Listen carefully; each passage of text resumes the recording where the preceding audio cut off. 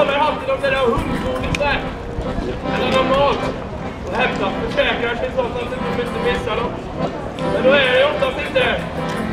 Jag har tänkt nu en vecka på att man kanske ska fylla upp det här med en frolic. Någon dag. Fylla på till ett hundparty. 100 stad.